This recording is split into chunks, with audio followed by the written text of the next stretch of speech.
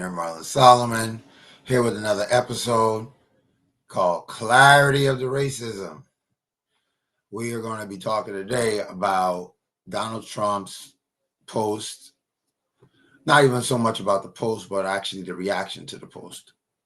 So before we get into it, drop a like, subscribe. Remember, your like is a donation to the African American Academy. It's going to promote youth programming, research, cultural tours, African American history, you name it.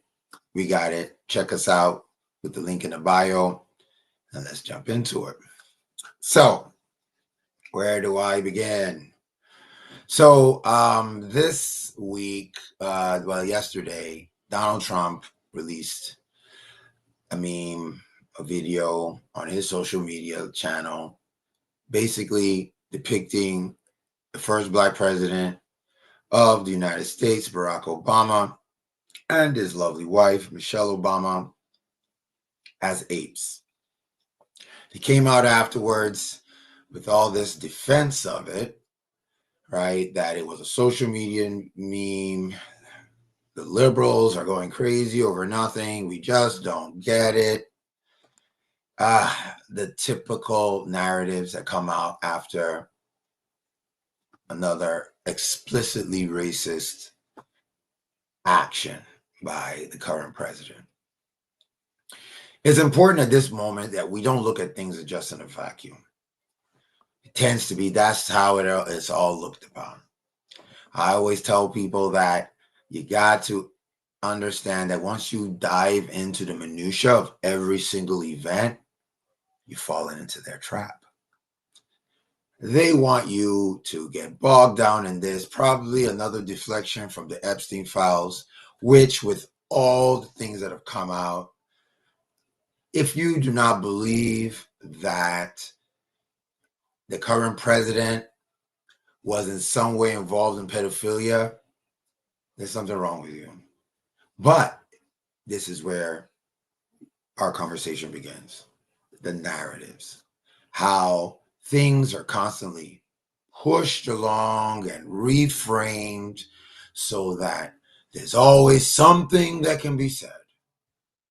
And the honest truth is, at this point, I came on here to talk about the clarity that this should provide all well-meaning people, right? Worldwide, I've seen condemnation of this from presidents of different countries. It goes on and on. But what everybody seems to be doing is getting bogged in the minutia. How could he do this? Right? When he got elected this last time, I was upset. Of course, I knew Kamala was right, but that he was a fascist and all the things, he would have the enemy list and everything has come true to bear. But you see, at that point, I decided that, look, I wanted full Trump. I want him, since this is what America voted for, I wanted America to get the full, complete, unadulterated Trump. And I knew what it would mean. I knew that days like this would come. And for those on the left, right, the liberals and everybody and the Black people, everyone that are so, oh my God, look at what he did. I ask you to really understand, how can you be surprised? Think about why you're surprised. Why is it that I got done with all my surprise on November, 6th or whenever he got, the election was done. My surprise was done within a week or two after that. And I conditioned myself to understand that this is where we were going to be. And it's going to get way worse. You think this is just, how can you continue to do that stuff? And I say this for your own health. You have to have this view if you want to be healthy. How could you be sitting here waiting for each and every single crazy thing to happen for you to be, oh my God, oh my God, oh my God. I know some are worse than others. Like you see what happened with Renee Good, say her name, and Alex Pretty, say his name, right? So there's some things that it's just, you can't, it's going to be tough. But I'm telling you, I don't feel it the way you guys do. I need to do that so I can be clear, so I can be focused on the overall narrative and not get bogged down in the minutia. Right? If you truly understood what happened in November, I remember one of my friends in Nigeria going, so, because he knows I didn't want Trump to win. So, what's going to happen during the election, trying to get my emotion. I told him, if Trump wins, America is going to be done. Well, the America we were living in at that point would be done. And already that's more than true. But now we're looking into the future. And now we're looking to see, okay, what is this new world looking like? And we have to look at the underlying narratives and not get bogged down in the minutia of every single crazy, because you see, that's why, what happened, unfortunately, is what needs to happen, because it provides us clarity. Remember, like I say, Kamala was right. People go, why do you keep on saying, do you want her to be president? I don't care if she becomes president. I want her to run because she was right. She's supposed to be the leader of the Democratic Party right now. Even if she lost, that's how it works. You're the nominee for the party. You're still the leader. They kicked her on the bus because she lost, and that's part of the racism in a way, right? That's the underlying, right? We don't give her the same credence that Mitt Romney got, right? When he lost his bid for presidency. We don't give her they've already kicked her under. She lost. Like, you gave her 107 days and then she lost. Okay, but she was right about, if you play any of those clips about what she was saying about him, literally verbatim. And just like me, yes, she didn't know all the details. She didn't know about Renee Good. She didn't know about Alex Preti. She didn't know about this video. But come on, we knew what was the general theme of what was going to happen. So for you to be now shocked and raise your, I can't believe this is a red line. There is no red line.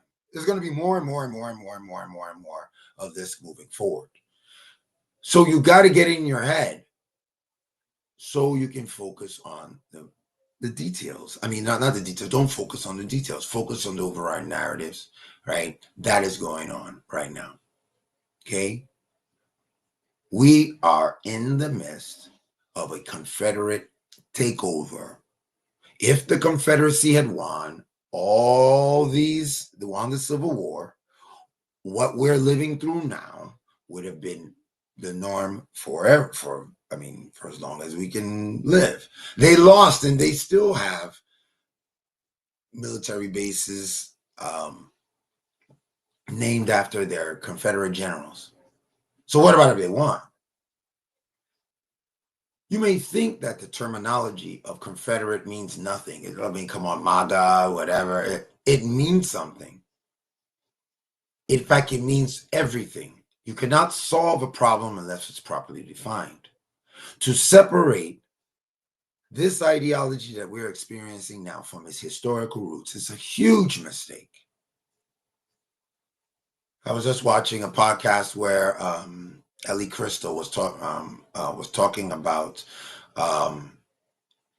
how, whether the Republicans or the Democrats, he doesn't care because they're all racist people. Whether they define themselves as Republicans or Democrats, it doesn't matter because they're all racist people, right? He was talking about how, back in the day, it used to be Republican, and then in the 60s, it changed to the racist move from the Democratic Party and went to the Republican Party, right?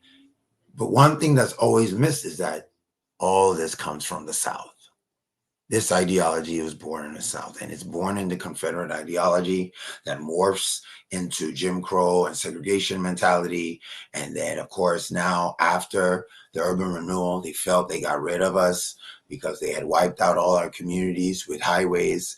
And then now we're here and we've grown back like a fungus to them. And the apes are loose, and now it's a jungle. And that is what this underlying narrative is about. You've got to tie them to their historical roots. They hate it. oh, this isn't segregationist, this isn't Nazi past, this isn't, and they now try to say, yes, there is no gas chambers now. Okay, there are no concentration camps the way they are described in the World War II. But as we know, white supremacy doesn't die, it evolves into something else. So probably more accurately described as metastasized, like a cancer. There are many examples of this. Let us look at our slavery, right? Slavery is because America, Southern America, always needed cheap labor. Now we have undocumented workers. Same concept, right? There was a time where African Americans, during the Black codes and things like that, they were arrested en masse and then used for cheap labor for the creation of like the railroads and other infrastructure. Right now we have mass incarceration, which now it doesn't necessarily, not all of them at least are doing cheap manual labor, but because these prisons get paid on the fact that how many inmates you have, it now promotes us to have more strict laws that are putting people in certain groups into jail so that profit can still be made from housing these people or jailing these people. America has the largest prison population in the world, land of the free, right? These are the underlying narratives. These are what we're fighting, because we're fighting an ideology. An ideology that is not just based in, they're from the South, but you need to look at America, especially its beginning point, and I've been saying this forever, as a group of ethnic groups. Just like you have white ethnic groups in Europe, you have English, you have French, you have Spanish. Why is America different? Why are the white people in America they were all at one? There are two ethnic groups of white Americans. Probably now there are more, but what I do, and we'll check it out on my YouTube channel, on the Afro American TV YouTube channel. Remember, drop a like, share, subscribe, hit that notification, right?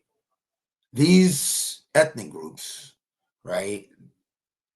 There's the North and there's the South.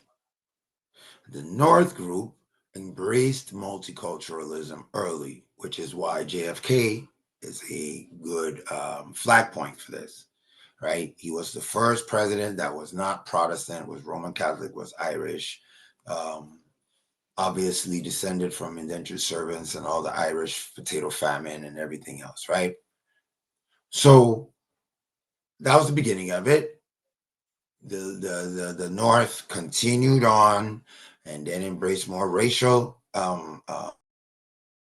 equality to some extent, and over time embraced immigration, so forth and so forth. So the North has now turned to the multiculture.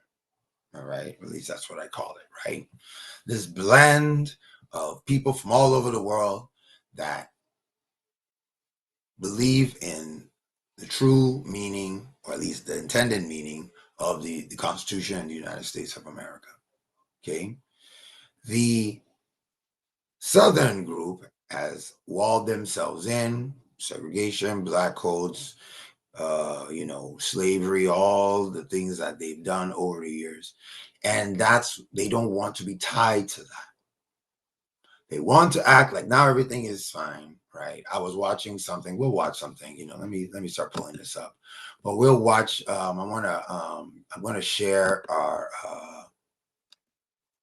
let me share our YouTube channel so y'all can see what we're doing on here. I said I was going to do this a long time ago. I never did.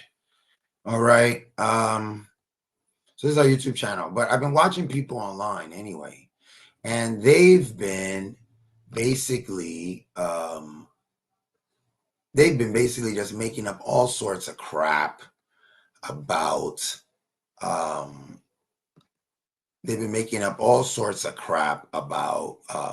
trying to defend this, right? Now, before we go into it, I want to even just say that you have to understand that, and this is on our multicultural playlist, just to quickly say, so I've got a lot, but when I watch a video, I put it on here for you guys to catch up on whatever's going on. So basically, it's a good like video library. Like I said, all the videos that we show on here are on here.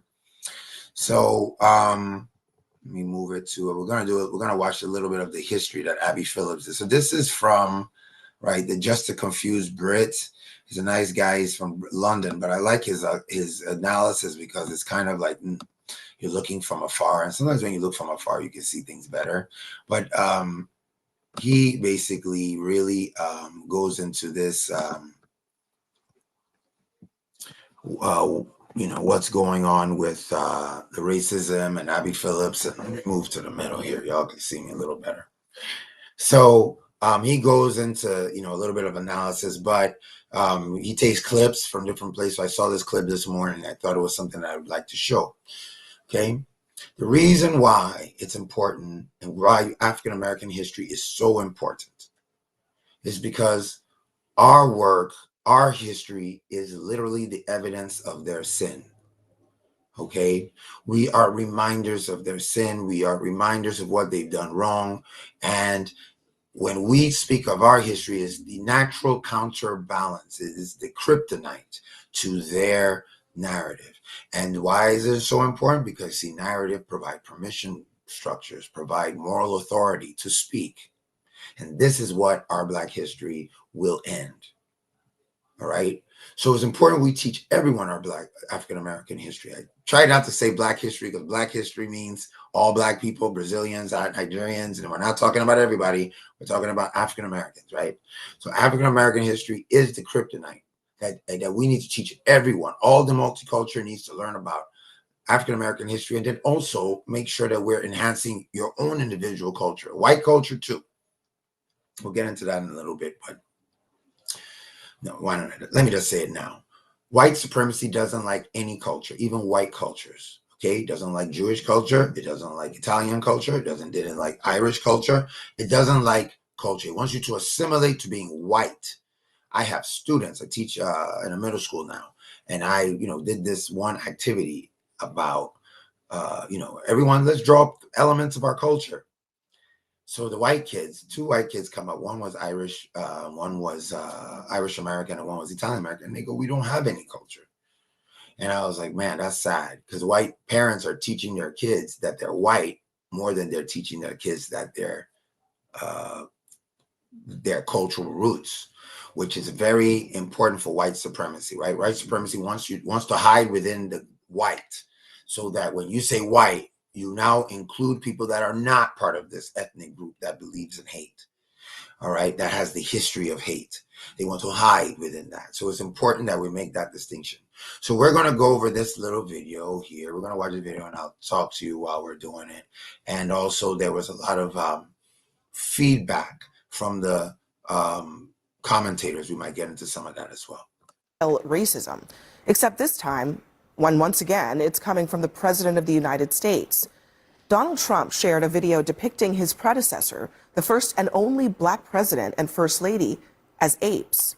For centuries, that depiction has been weaponized against Black people to dehumanize them, to portray them as animals, beasts, and unequal to whites. It's been used to justify atrocities from slavery and lynchings to Jim Crow, and yes, contemporary racism. Now, comparing Black people to apes made it easy to convince white Americans that Blacks don't deserve even the most basic of human rights. And so, cruelty and brutality were justified. The inevitable. That's an important part of this story, is that when you look at, first of all, just know that this is the history. When you study a culture or an ethnic group, this is the proof that they're an ethnic group, is that you'll see that they have practices that they continue and pass on to their next generation. All right. So you're watching them. What you saw in that meme or the video that was posted by Donald Trump is another iteration, an AI version iteration of these images here. Okay, they pass it on intergenerationally So this is how the ideology survived. That's how you know it's an ethnicity. Sort of like, oh, my father, my mom, my grandmom was Roman Catholic, so I'm Roman Catholic. She passed on those things to you, right? And now she goes, Abby is talking right now about the justification, right? The justification of cruelty based on, because that's what changes the narrative. These images have a very powerful effect, sort of like white Jesus, right? It does the kind of the same thing, but in an opposite way, right? The white Jesus gives them more moral authority to say, well, if Jesus is like me, you should be listening to me. If you look like this, if you're a beast, then I should treat you as a beast, right? So this is how the narrative is shaped, right? And that's why it's so important to understand the history. They don't want to be tied to this history. And I think one of the things that we've lost in the multiculture is understanding this ethnicity. I don't see things through race. I don't care if you're white. I care if you come from the South. And that's what I'm going to make me say, okay, do you still believe in this ideology? Because you're going to go to church and practice this ideology. You're going to be in your workplace and expose this ideology in your policies or in politics, right? You see what's going on with ICE. People are comparing it to the slave catchers of olden days, right? This is so important because once you start understanding all the little things that they've passed on intergenerationally, then you start seeing them more as an ethnic group. Like I said, like English people are one ethnic group, just like Spanish people are one ethnic group, German people are another ethnic group. They're all white people. They're different. So why is it different in America? Why are all the white people in America all one?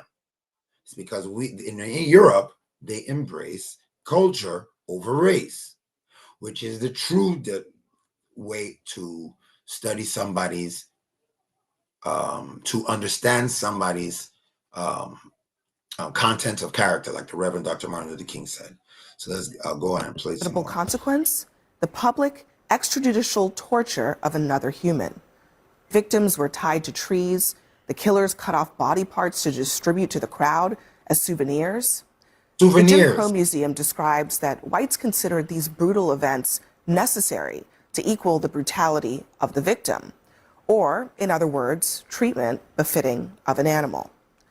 The museum mentions... The ironic thing is that they're the animals. Who's treating people like animals? Who's really being the animal? That is the ironic thing. The projection is crazy. That whites would argue that slavery was necessary because it suppressed the animalistic tendencies of black people. The brute stereotype was particularly prominent in content warning about rape threats against white women. Now, in the early 1900s, white men currently, and they probably have always been, the number one propagator of, they're the ones that do all the rape. Sorry, I can't be saying certain words. I'm learning that you can't say certain words on YouTube.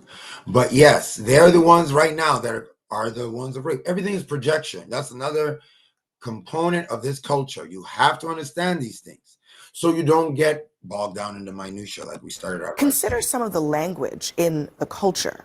Writers describe black people as the tempters of Eve, who were born with racial instincts and sexual madness and excess. One even wrote that emancipation led black people from being a chattel to be bought and sold into a beast to be feared and guarded. Another book described them as half child, half animal. In other words, a predator. It also describes the rape of a white woman this way, quote, "A single tiger springs and the black claws of the beast sank into the soft white throat." Lawmakers would later use these types of brute rape tropes to oppose anti-lynching bills. It wasn't just prominent in America also. It was a theme in Hitler's writings when describing minority groups that he found to be inferior. He labeled blacks, for example, as half apes. Later in the civil rights era, white supremacists use ape-like characters. I would like to point out at this very juncture that we'll give so much because I know what Hitler and them did was awful, and it made it it was so fast and so dramatic, but Nazis learned from the Confederates. This is a fact. Okay. They were like, okay, how do we be racist? And they're like, oh, there's this group that has been doing this for centuries, now. They're in America. Let's learn from them. And that is fact. So you guys should go and learn that. So it's like Hitler and them, 15 years, maybe 20 years of tyranny, 200 years of tyranny. Okay. And the reason why you don't equate those two is because of rewriting the narrative. Caricatures of black men threatening white women in their propaganda. And of course, in the modern era, during Barack Obama's candidacy and presidency, racists passed out monkey t-shirts, monkey dolls appeared at Republican rallies. This is not that and a viral image labeled Air Force One as Watermelon One, featuring the face of a smiling monkey. The New York Post apologized for a chimp cartoon, and Roseanne Barr was fired for comparing an Obama advisor to Planet of the Apes. And, of course, Donald Trump. Donald Trump began his political rise with the birther movement, painting Obama as not one of us. Now, if you think this is all just an internet joke, as the White House first described it, consider this. A series of studies in the 2000s revealed that younger Americans who were born after the civil rights era were influenced by ape analogies when making judgments about black people. That includes some condoning the beating of black suspects by police. All right. So she goes in to talk about this, and a lot more about the, what happened, a lot more about some studies. They talk about how, he said that he did not make a mistake, so he's not going to apologize. Don't be surprised. Like, why are you guys surprised? But what I think is actually more important, I would like to actually talk about, is a little bit about the response and how Confederate culture it looks like today and what they're saying and how they're defending. Now, before I go into this, it's just the truth social. I just want to say to you guys real quick, I haven't watched it. To watch the whole thing before it goes in the White House video. But look, I, as a person with eyes and ears, I'm not surprised that this is who Donald Trump is. But this is the problem, is that every time he does something that signifies racism, that signifies being a racist, the goal. Let me tell you why people can come to the conclusion about his racist behaviors. In the 70s, when he discriminated against black people in housing, that was racist.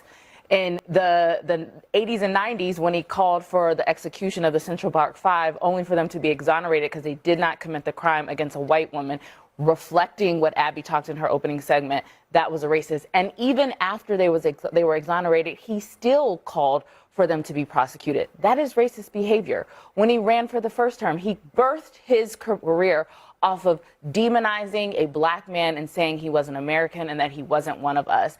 In his actual first term, he called African countries shithole and asshole countries. And then most recently, he posts monkeys. He said they were eating the cats and dogs.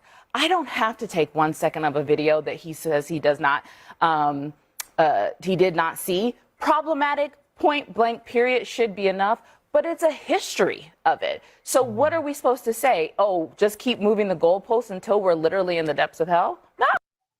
Now, that's exactly the point. So and she didn't even name everything, like, calling Mexican rapists, calling Puerto Ricans trash. That's why you can't get lost in the minutia. That's why you can't, because if you do, you're going to be dealing with every single issue and missing the main point. We have got to stop this craziness. We have got to attack it for what it is, the history of hate, the Confederate ideology. I want to quickly play what she's responding to. I haven't watched this yet. And then let's listen to what this one's saying. Maybe you should do 30 Truth Social posts. Gosh, where is she? Where is she talking? Okay, this is a little bit about what Trump. You've got Benny Johnson saying a hoax. As you can see, they call it a hoax. They're saying he did nothing wrong. It's really crazy, right? What's going on here? Okay, so we've got to understand. I'm trying to find where I know she says something really crazy when she's talking, and oh goodness, I should have had this thing queued up, but I didn't. Thought it was here.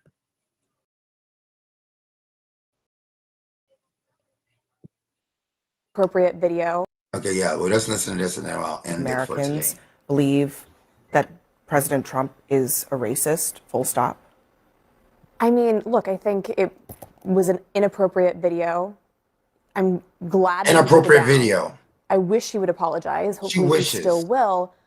But it was clear that he posted about 30 Truth Socials, and this moment came at the end of a minute-long clip. So Notice I think everything that you brought up is super important. Notice how she's just pointing on just that one minutia issue.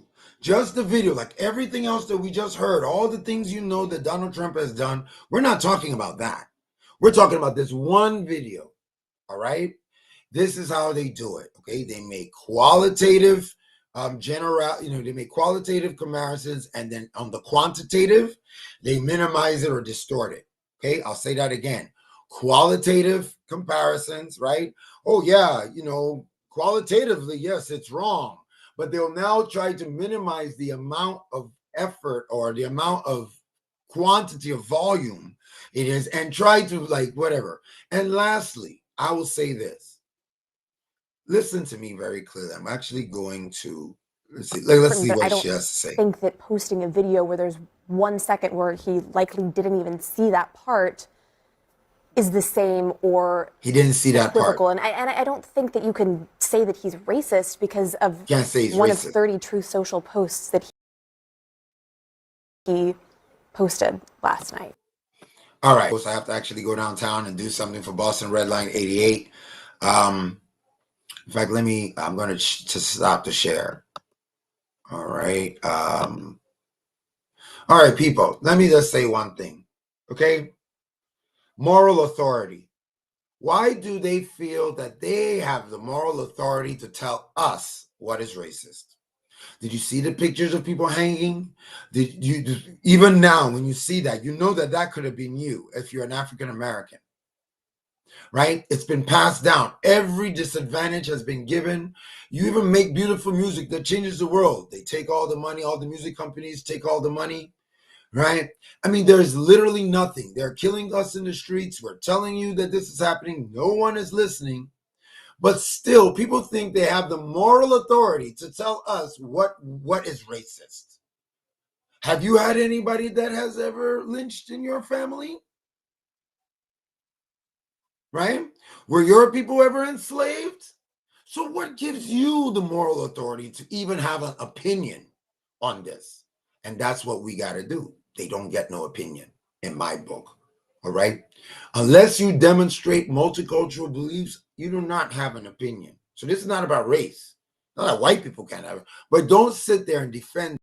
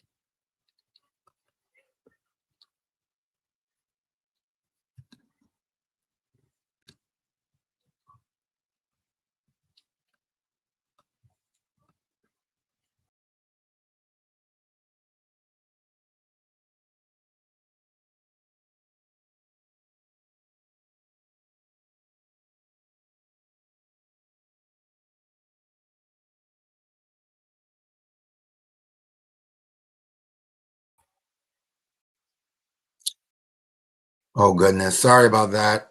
But I'll finish off like this. Yeah, my everything went down. Jeez Louise. Anyway, so I want to end by saying that it is so important that we understand that it is this narrative that gives them the moral authority. And it's like me as a man, you guys can see I'm a man, having the moral authority to tell women what to do with their bodies, maternity leave, whatever the women issue is.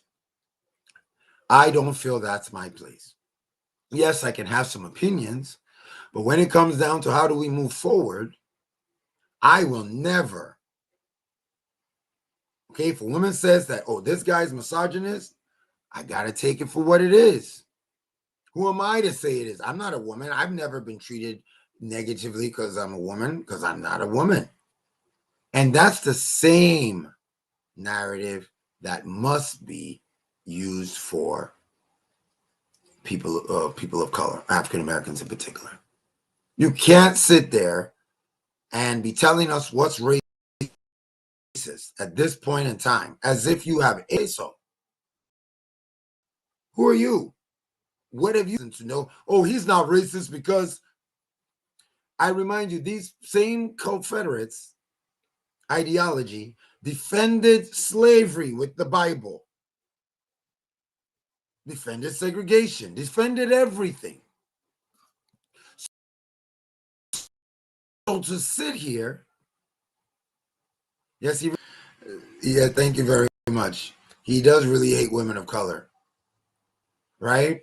Please, hey, if you're on here, tell me, shoot me a message. Let me see where you're dialing in from. If you're enjoying this content, like I said, please donate a like and subscribe. I have to leave really soon. I have to go downtown in the snow in Boston. Tomorrow I'm doing my first New Guinea Joy tour, which will talk about the North End and the West End of Boston, and it's going to highlight the first free African American community in Boston, one of the first free African American communities in the United States, the New Guinea settlement, and talk about African American displacement. So check the link in the bio, Boston Redline 88, get some merch. But let me finish off because I gotta get moving. I'm sure I'm gonna be late. Oh yes, I gotta go.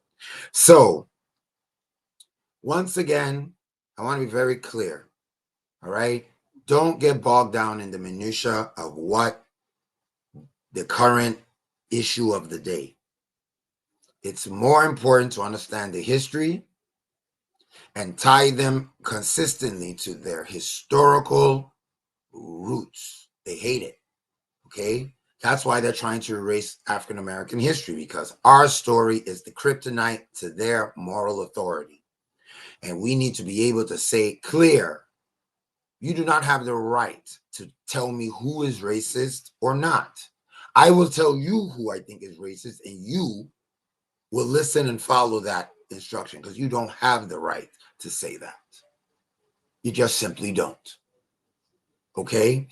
As much as I have the right to tell any woman what to do with her body, if women decide that they would like abortion, I mean, I was like, wow, I'm surprised, but I would have to go with that, because that's what the women want. I'm not a woman. If they feel that this is what's important, but they don't. So I will go with whatever they go to it. I will defer to them. That is what real equity is like. I don't have the moral authority to talk about this. Oh, we have another message. Hi, Carrie.